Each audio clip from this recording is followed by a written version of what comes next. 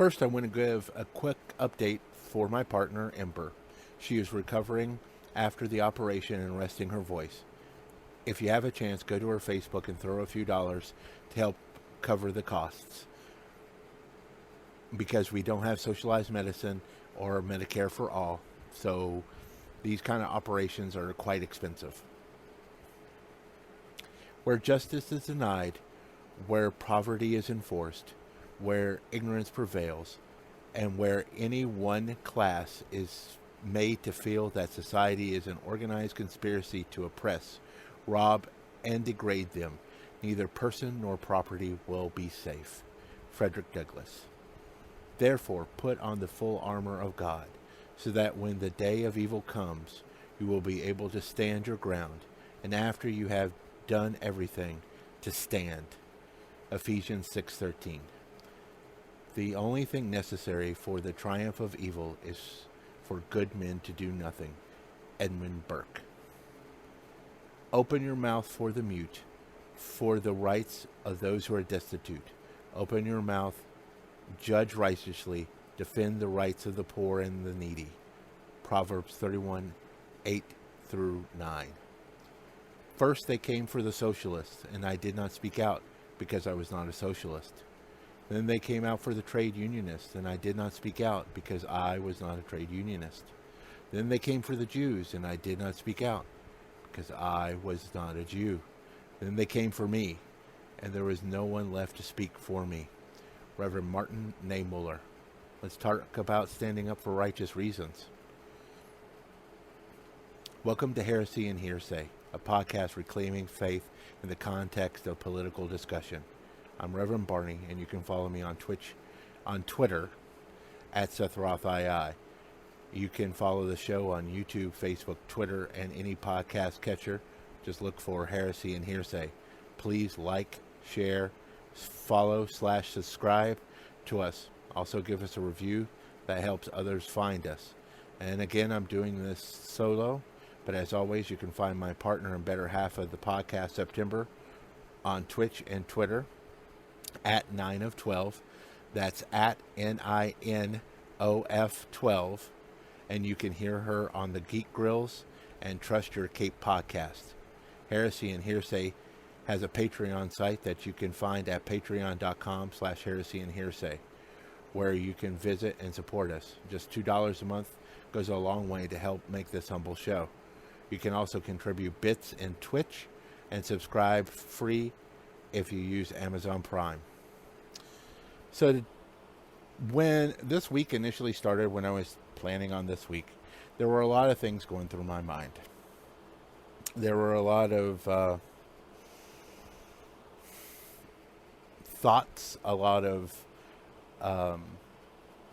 stories that were going on that I wanted to touch on. And this narrative started to form. This narrative of where people stood up and spoke out, and where people didn't stand up and speak out, and what that caused, or what that shown.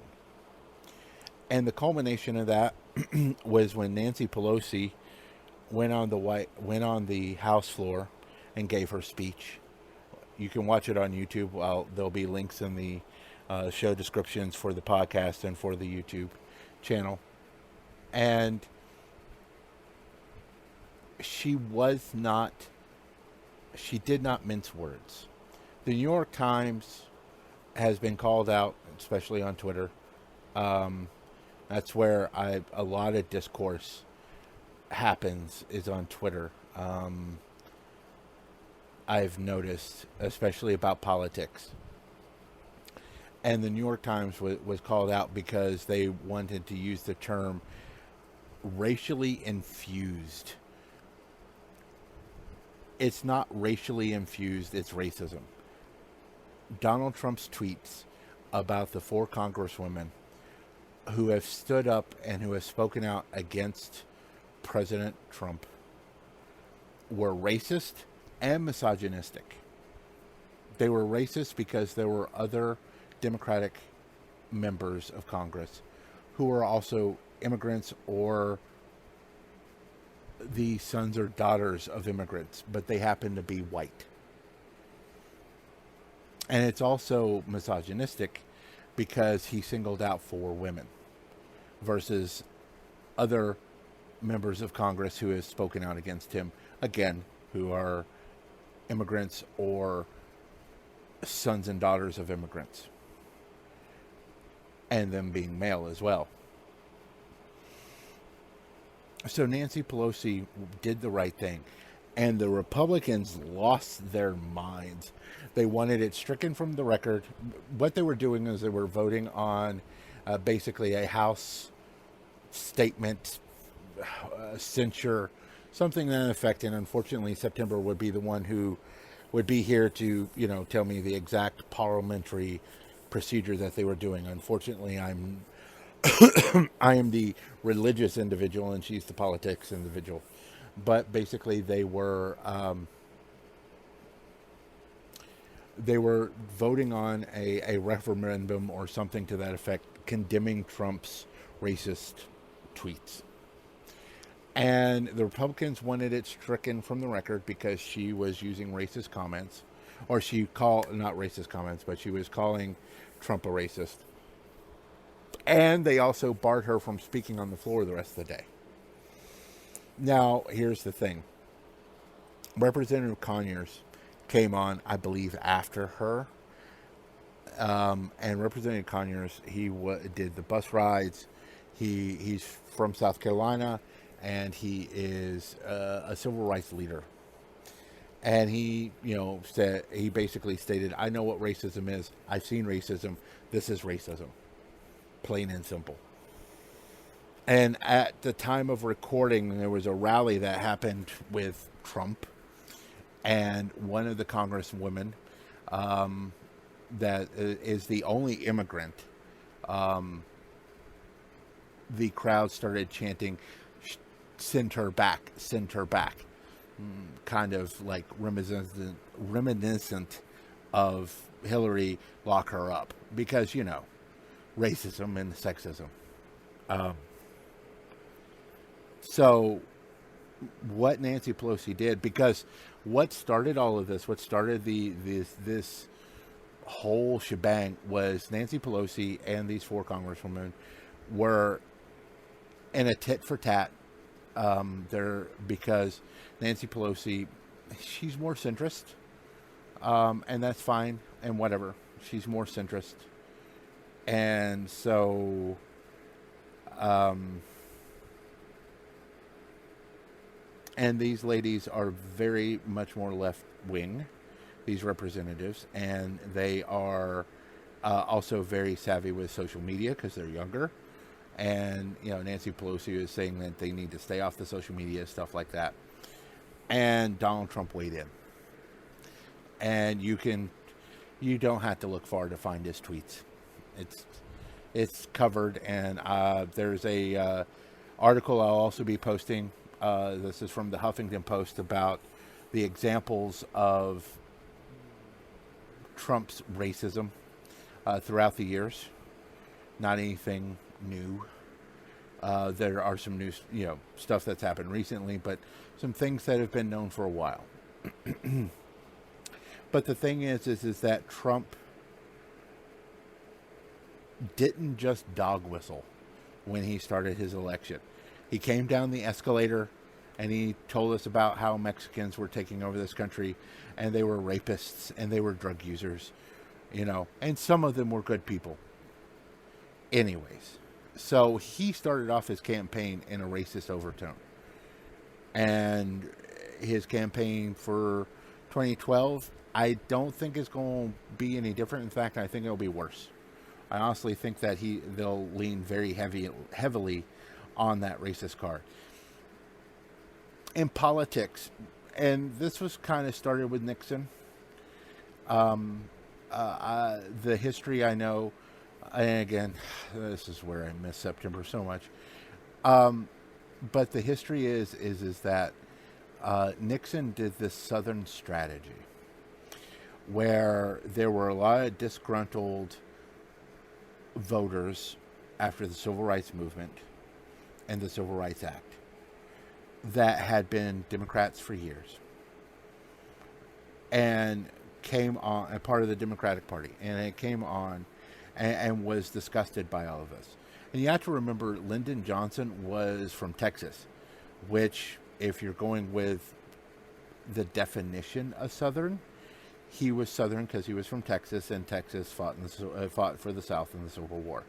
So, yeah, but he was basically a Southern Democrat who, for years before, for years before that, they were the Dixiecrats, as they were sometimes known, were very segregationist and stuff like that. And that is part of the history of the Democratic Party, and that's since and it's been a 180,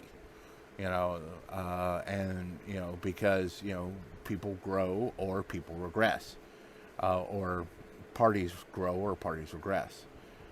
But Nixon started a Southern strategy, and that's one of the reasons he was able to win the White House. Yeah. But that being said, and so there was dog whistles. There were a couple of things. There were dog whistles that went off about about racism and stuff like that, and it was about the Justice Party. But they would show riots, anti-segregational riots or riots because of racial profiling or racial abuses. But they would show those images and talk about being the law and order party. And Reagan picked up that mantle in '80 and ran with it as well. And what the term is dog whistling. Basically, it was coded language, coded so that the racist of the party would hear it and would know, oh, he's one of us. He believes like we do. Trump is the first one to outwardly be that, to outwardly just say it. Brown people are taking over your jobs. Brown people are bad for you. Look at all these brown people, these brown women in Congress. And people have started standing up against that, and speaking out against that. But it is one of those things that, that's why I read Reverend Niemöller's poem, because it rings so true to this day. It's one of those things that we have to understand and we have to pay attention to. But it's not just politics. It's not about standing up. Nancy Pelosi did the right thing when her congresswomen were being attacked racially, whatever grievances she had, and their grievances, their difference of opinions, that they have about how the party should go. She's in leadership. They're freshman congresswomen, so they are. There's going to be some clash of personalities, and that's fine, and that's how a party grows, is because these things are hashed out. But she put all that aside. It's like, look, and it's kind of like, I have a brother who's my quote unquote little brother. He's not my little brother anymore, but when he was my little brother, it's like me and him would fight all the time. We still do. But we would fight all the time. But as soon as someone else came, it's like, oh no, I'm the only one that gets to whip his ass, or vice versa. And there are multiple times that has happened in our lives, so, but that's what the situation was, is that Nancy Pelosi put aside the differences and it's like, look, these women, and it's more than just, this is my caucus and I'm going to defend my caucus. It's also the fact that she was standing up for right because it was racist and misogynistic, and most people aren't hitting that tone. Most people are talking about the racism, but I also want to talk about how he singled out 4 women who were standing up against him, and he doesn't like for women to stand up to him because he is a misogynist. He's also a racist, but that's beside the point. on the misogyny side. So when speaking about that, when talking about that, he, you know, put his foot in it as usual and ran off with it. And it's been that way ever since. But she stood up and she spoke out against the racism. As much as it was her caucus, it was more about the racism. And she was standing up and doing what was right. You know, Benjamin Franklin has a quote that I like. It's like, remember not only to say the right thing at the right place, but far more difficult still, to leave unsaid the wrong thing at the tempting moment. We all have bad thoughts. We all have these negative thoughts or these culturally insensitive thoughts or whatever, especially as a white male. I can say this, you know, I was brought up with systemic racism, so those thoughts cross my mind from time to time. But I stamp them down because they're wrong. And what Franklin is saying in that quote is that you shouldn't say those things when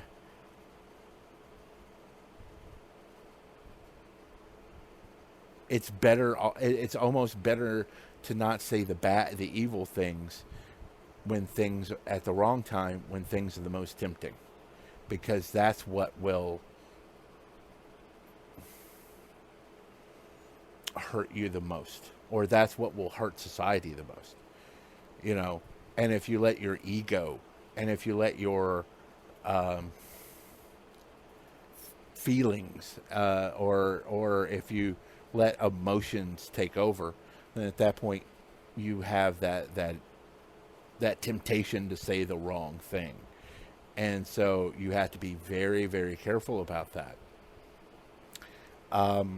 But it's not just politics. It's not just about politics.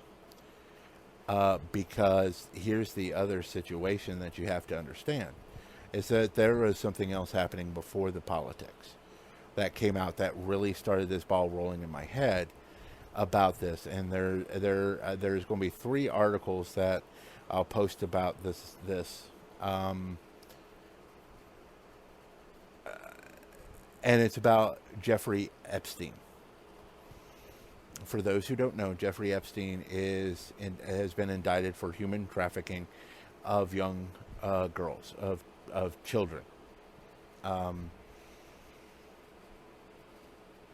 And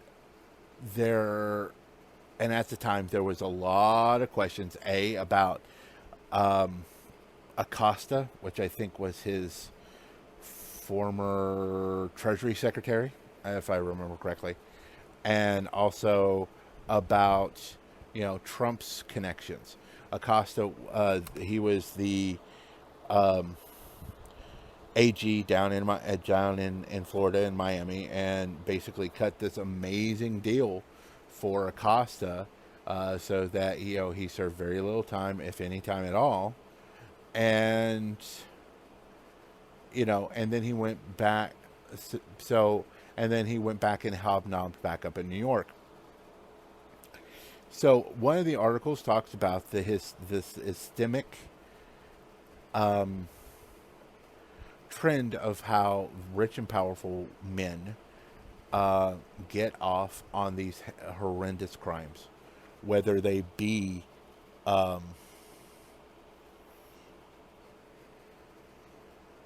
human trafficking of children. And it's like, well, they're teenagers. No, they're children.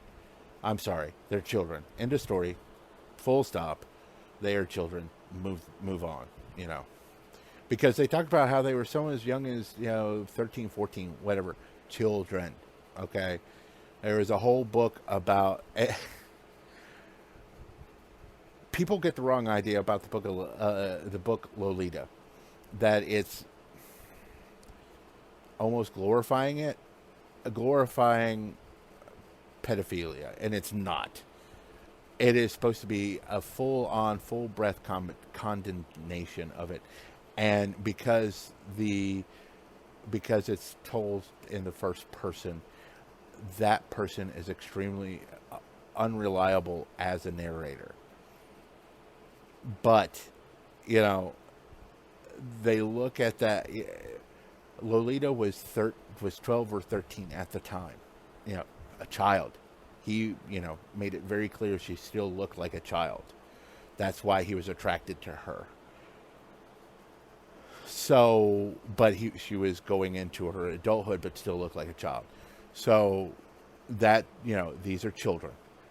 I wanted to go on that tangent for a second to explain. These are children. And this was, like I said, this also wasn't the first time that, he basically got off on this. There are other articles out there, but I'm linking 3. One talks about Epstein and how when he got off, or when he got his sugar deal and then went back to New York, how the upper crust of New York elite accepted him back or let him back in their good graces instead of standing up and treating him as a pariah. And going to the religious side of this, John basically makes it very clear that, not John, I apologize. Paul makes it very clear in his letters that if there is a member of your society that is doing wrong, that is doing evil, that you need to cast them out. And for all intents and purposes, this guy should have been treated as a pariah, should have been, shoved off to the side, should have been ignored and everything else. And here's the other thing, and here's the other thing about Epstein. He's not the only one of Trump's supporters or whatever that was arrested for trafficking children. In Oklahoma, the Oklahoma chair of the Trump party, the Trump election, was just found guilty of human trafficking in Oklahoma. So there were chances for people to stand up, chances for people to cut him off. And I honestly believe that if people did, and it's both, and this is one of those, it's both sides thing, actually comes to being, because there's pictures of Epstein with Republicans, there's pictures of Epstein with the Clintons, for example, and with, Trump and with all these people. So, he was accepted back into the fold because he was a rich man, and he was a rich white man. And it also highlights the racism of that as well, because if there was a black man who had done this human trafficking, and the stories are horrendous, and we don't know the full stories of them, but they're just horrific. But that individual would have probably been under the jail, as they stated. So part of this is the hypocrisy of the racism, but part of it is the fact, and the classism, but part of it is also the fact that there were people that had the opportunity to stand up. Trump had mentioned well before this, oh yeah, he likes them he likes them young. It's like an offhanded comment. He likes his women young, or whatever. And again, children, they're not women, they're children. And so, there were opportunities for people to stand up. There were opportunities for people to speak out against this atrocities, and they didn't. And just like that, that quote by Burke, triumph of evil is good men doing nothing.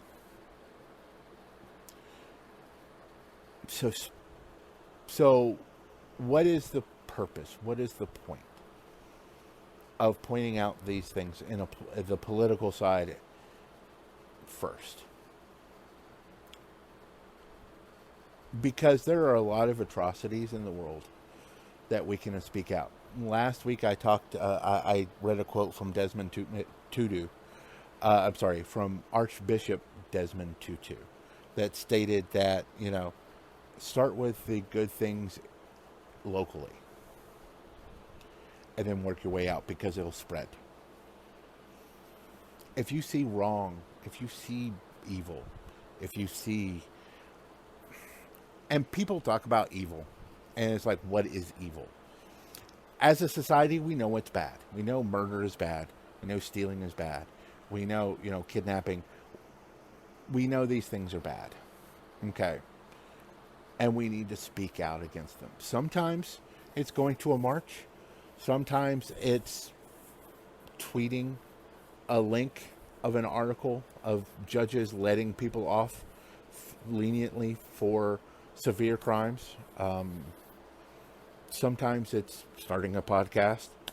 But you need to find your voice.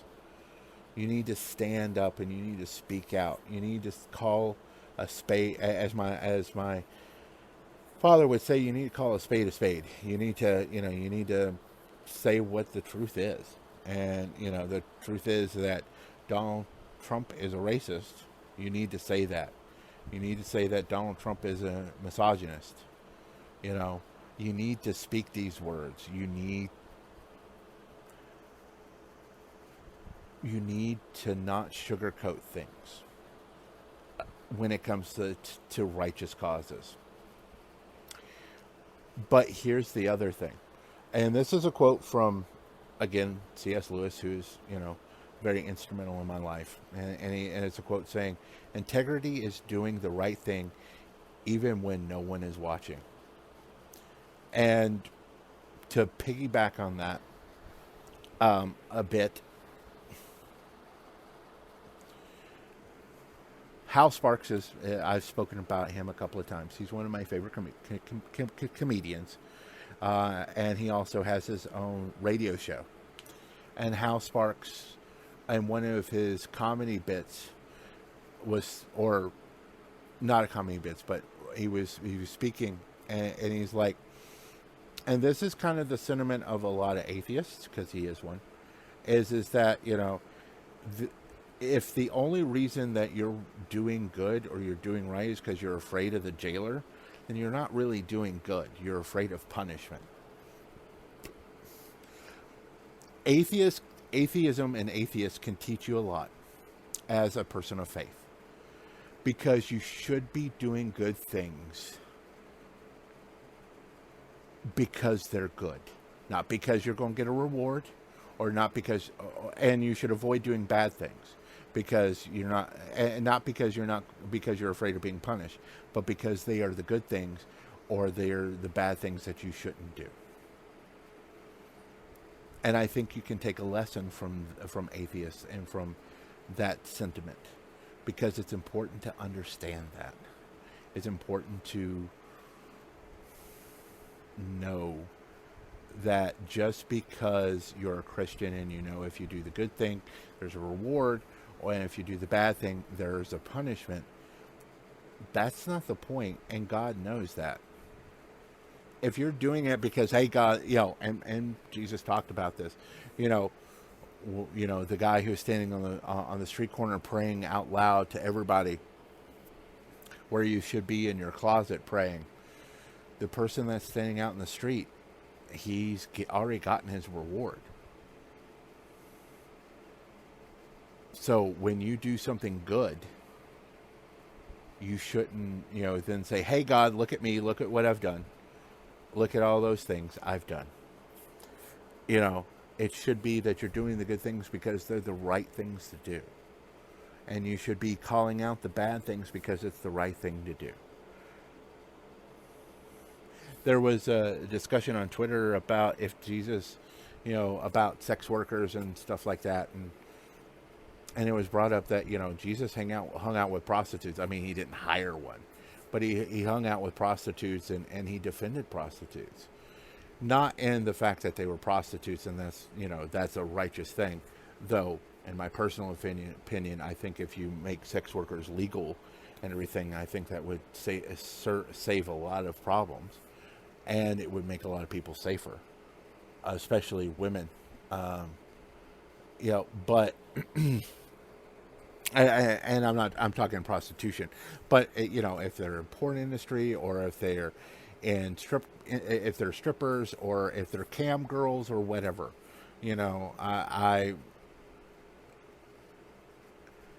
I'm not going to condemn them, and I'm not going to judge them.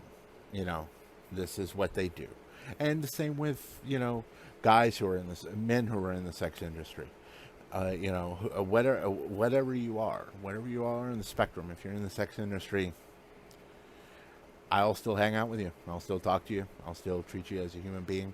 I'll still respect you as a human being. And that's what Jesus did with these people. And so that and that was important. That was one of those groups of people that weren't that were shunned and looked down upon and frowned upon. And so you have to be very careful about who you say these things to, and about what you do. But it's not just in politics. For those who don't know who this individual is, Joel Osteen, he is a megachurch pastor. He may have a television show. I don't know. I don't watch TV. But he may have a Sunday or whatever, Sunday something show. But he's a megachurch. And I think it was last year. It may have been 2 years ago.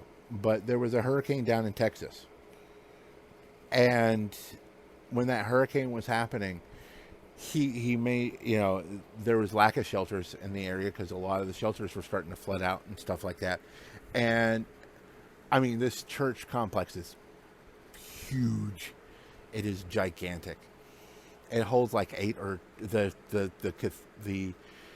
chapel alone, the sanctuary alone holds 8,000 people, whatever, sitting.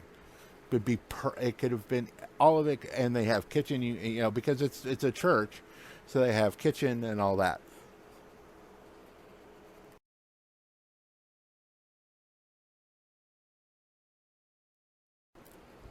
Sorry, doing this alone, I have to pause to drink something or cough or whatever, so I apologize for the silences. So it's, it has kitchen, utility facilities, all this kind of stuff. So it could have easily helped out a great deal. Joel Osteen lied, bold-faced lied. He's an ordained minister of, I think he's non-denominational, but he's ordained. He's went to the proper schools and everything else to get his Masters of Theology and the Sacred Arts, which is what you need in most areas, what you need to get ordained for a church. The Universal Life Church is different. Anybody can do that online, but this is, and he makes millions and whatever, but he lied and said, "Oh, the church is flooded too. It's too dangerous to do this." People went to the church. Went there, and there was an inch at best of water in the parking lot. Parts of that place, of under the building itself, was dry or only damp. The rain that was blowing because of the wind wasn't even touching it. So instead of dirtying up his church with poor people and whatever, and helping, which is what you're supposed to do as a Christian, he lied about it, and he didn't help people. And people called him out. People stood up and called him out. And there was no response. Of course there wasn't. But there was no response. But the point is that he's not as prominent as he was. He's still out there.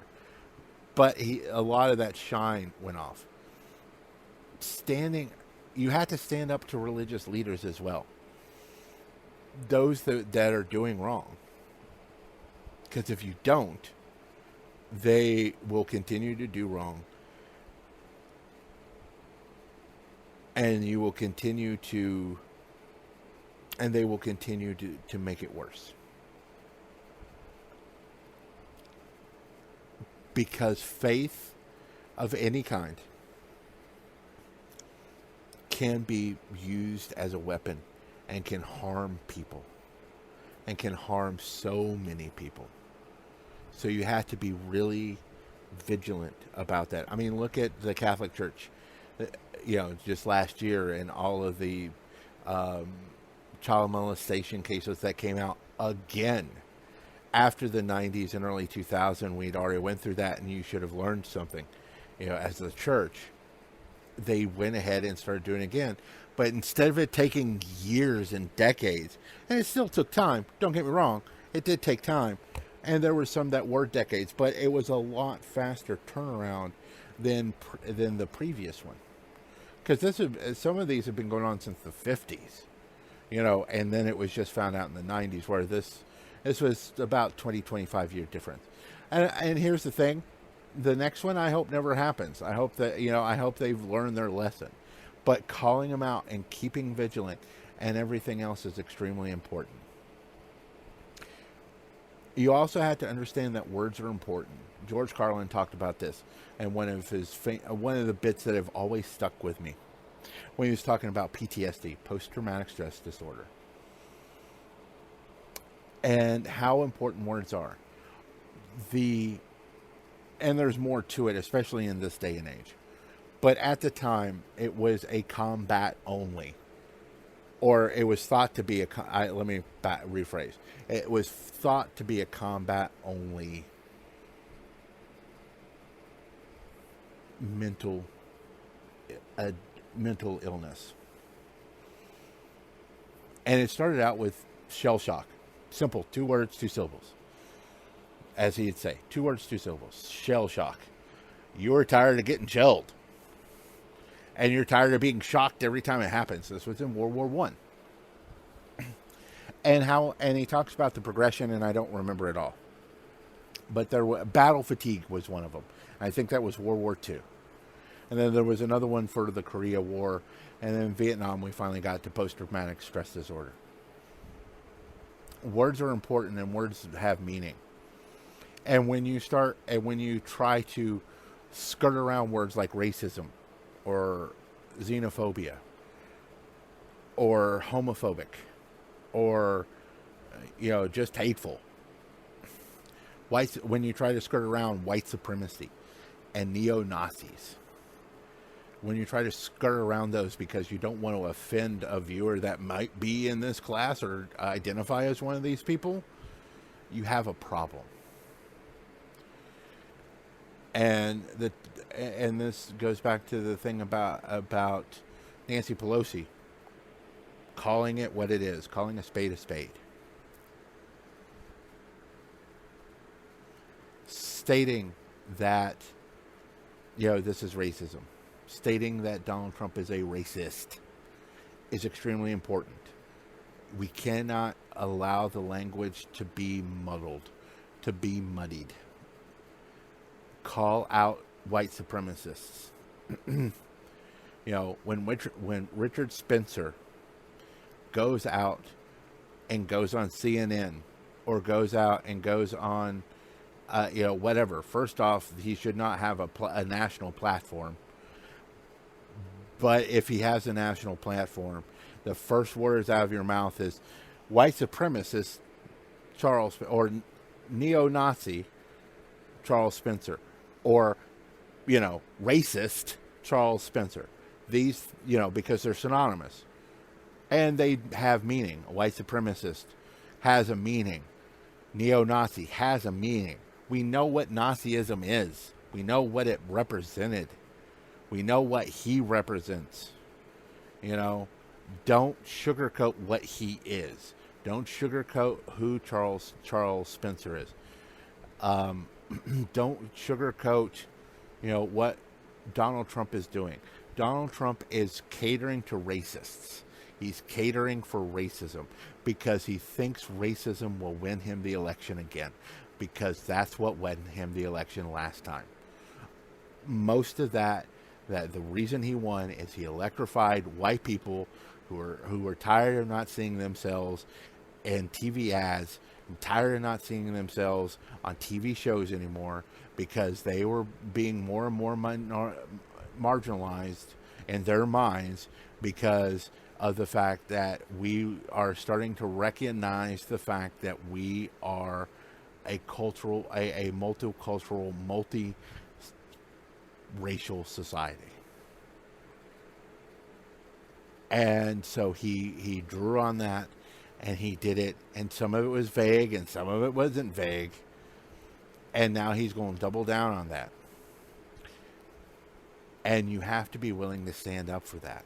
If you don't stand up for that, nothing else will happen. Because if you don't stand up for it, then someone else may not stand up as well. Because you may be the strength for another person to speak out. I'll give you an example of that. So when the Cosby thing first started to come out, there's a couple of women. But as they started to speak, more women started, it's like, oh, well, that happened to me too. Or whatever. And it snowballed. And it was 46 women were on the stage, saying, hey, this is what happened. And it was important. Because you may be that voice that gives someone who is afraid to speak up the ability to speak up. Because standing up, you may be standing alone, but 9 times out of 10, you won't be standing alone long, because the strength of one person standing up against tyranny or against an evil will eventually cause other people to stand up, because you will give them strength. That's why they talk about like Rosa Parks, as one of those leaders, because how many people before her wanted to do that but were terrified of it. Or look at the lunch counter here in North Carolina. How many African Americans wanted to sit down at that lunch counter and protest, but were terrified to do so? It takes one person to start the fire. And it takes one person to kindle a flame. And standing up takes a lot of courage. And if you're standing with a group, it takes less courage because you're with a group. But if you have to stand up to start a group, it takes a lot of courage. But it's important to do so. Another quote about this is, truth of the matter is that you always know what's the right thing to do. The hard part is doing it. And that's by General Norman Schwarzkopf. And it's true. 99% of society knows what's the right thing to do. They know what to stand up for. They know what's right and what is wrong. In broad strokes. We should take care of each other, blah, blah, blah. Standing up and speaking out and doing the right thing, that's the hard thing. Most people that are thought of as heroes will be the first to tell you, I wasn't a hero. I was just doing what I knew to be right. And the counter to that argument is like, yes, and the person to the left of you and the person to the right of you also knew that, but they didn't do it. And again, I'm not saying it's easy. I'm not saying, standing up for your rights in a school, or standing up in a society, especially in an area where you may be the minority, not just of color or sexual orientation, but in a belief system. You may believe in socialized medicine, or you may believe in free college, or you may believe that Donald Trump is a racist, or whatever the case may be, and you are but you're in a minority in the area that you're in. you have, but if you stand up, you may be the minority, but you may not be alone. Will you be shouted down? There's a possibility.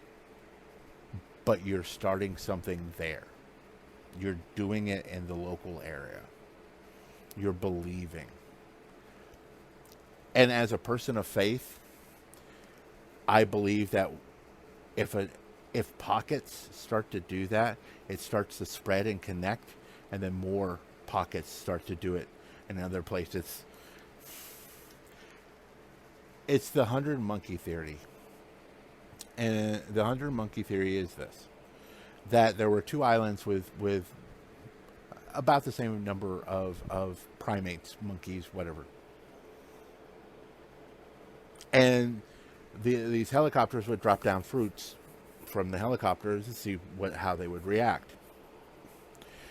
And they would hit the sand of the beach and everything else. And both of them would eat, right off the sand or whatever. On Island A, one monkey started washing the fruit. And then a second monkey started washing the fruit after it, hit the beach and everything. And so on and so on. Until it got to 100. And at that point, Island B, who at that point, none of them had been doing that yet. Suddenly all of them were washing their fruit in the little lagoon before eating it after it landed on the beach. That's the 100 monkey theory. Is that, you get 100 people doing something and it spreads from that point. And you get 100 people loving each other and respecting each other. And then it spreads to 200 and so on and so on. And that's the hope. Is that once you stand up and then another person stands up and another person stands up, and soon everybody's standing up. So I think that is an extremely important thing to think about and to understand is that you need to stand up for what is right and what is good. And again, as I said, in broad strokes, most of us know what is right. We know racism is wrong. We know misogyny is wrong. We know that, homophobia. I wish there was a better term, because they aren't, as Morgan Freeman said, you're not afraid of you're not afraid of homosexuals. You're just an asshole. But no, I'm just. I wish there was a better term, but basically, being respectful to each other is the right thing to do. To respect each other, to love, as Jesus says, each other. I think that's what's extremely important, and that we know what's right and wrong, in broad strokes. The narrow strokes or the details, that's something we can discuss, but we can do it in a respectful way. I want to hit two other points before we get to the carrot and stick tonight. It's tonight where I'm recording. I apologize. The ICE and the raids that are going on in cities right now. For those of you that don't know, and I'm going to be posting a link about that as well. And it's know your rights as both someone who's helping those individuals, as well as if you are an immigrant. You have a right to remain silent. You have a right to speak to you have speak to a lawyer. Don't sign anything. These aren't warrants. They do not have warrants. And there's videos about this everywhere. These are not, unless it is signed by a judge, it is not a legal warrant. It is a warrant from the Department of Homeland Security, which is not under the Constitution a legal warrant. So you do not open the door. Do not let anybody in, because at that point they'll take over. Ask if you're being detained. If you are being detained, again, say nothing, sign nothing. And just ask to speak to your lawyer. If they say you're not being detained, Walk away calmly. Don't run. Walk away. Whatever. But there are other things, and again, I will be posting links to that as well. But I wanted to touch on that because, again, it's me standing up for what I think is right, and I don't think these ICE raids are right. I don't think that they're legal. I don't think they're moral, and I definitely don't think they're Christian. So, with everything going on the border, and don't worry, we'll be doing another redux of immigration again soon. Trust me. We'll be definitely talking about that very soon. That's one of those things that you have to stand up and speak out about, like this immigration thing. The other thing is, I originally wanted this to be a Q&A of people asking me political and, whatever questions. I got one question that, for the most part, and that question we will answer, but it ties into a show that we're going to do once September comes back. That's going to be the first show we do, which is going to be speaking with people who are on the other side of this. So we will be doing that show, and that question will be answered at that time. So please bear with us, those who are listening, and ask that question. Secondly, I have no idea what next week's show is going to be about.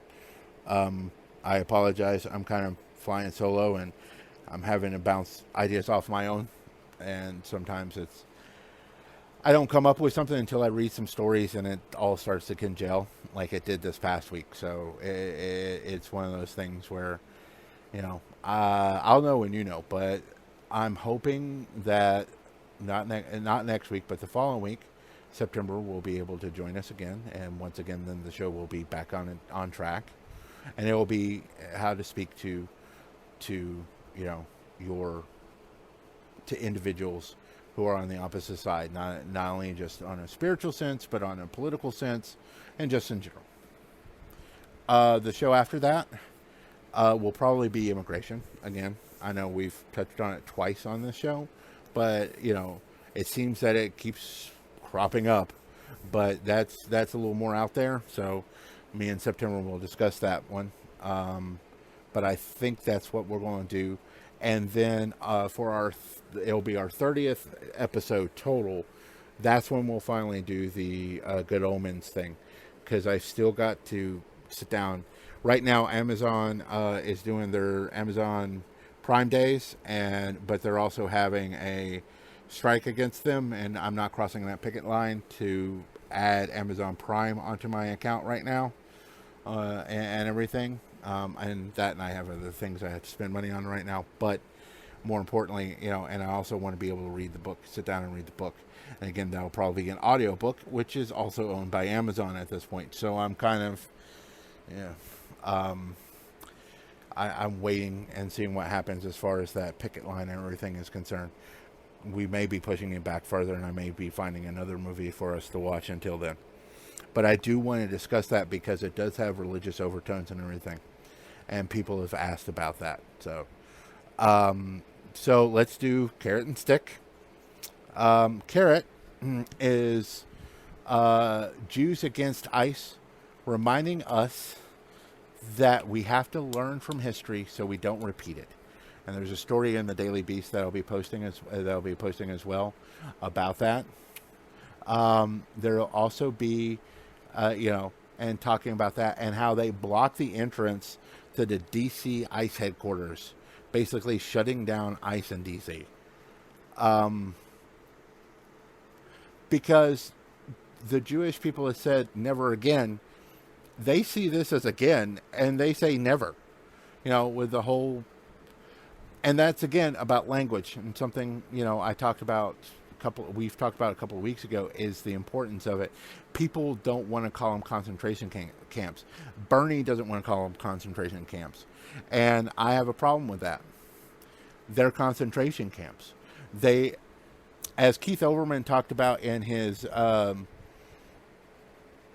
want to say it's The Closer, but it may have been The Resistance, stuff that he did on GQ. that you can also get the book for. And it's like, Trump is fucking crazy. He talked about, camps that are concentrated, concentration camps. And here's the other thing. When George Takei is calling them concentration camps, they're concentration camps. And when Jews are calling them concentration camps, they're concentration camps. That's what these are. And it's a humanitarian nightmare.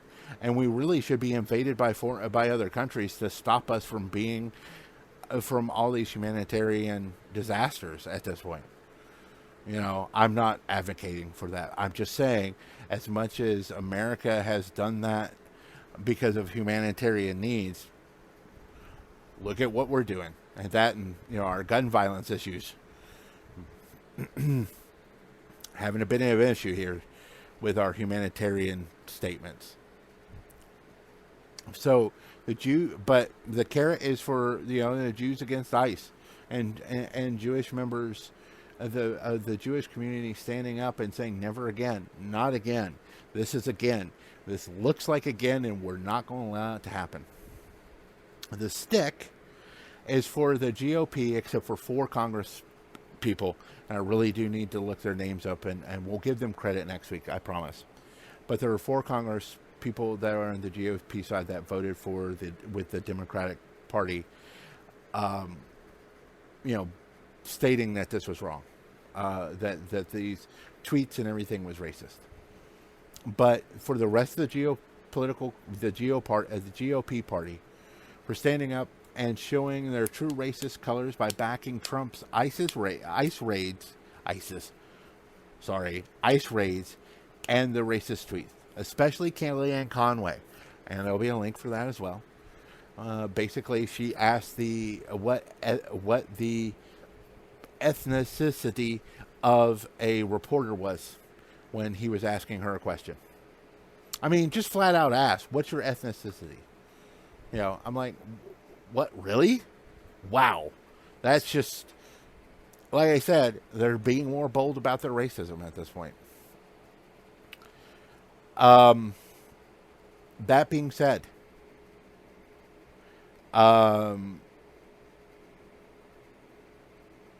thank you for joining us at Heresy and Hearsay. I'm Reverend Barney, and you can follow me on Twitter at SethRothII.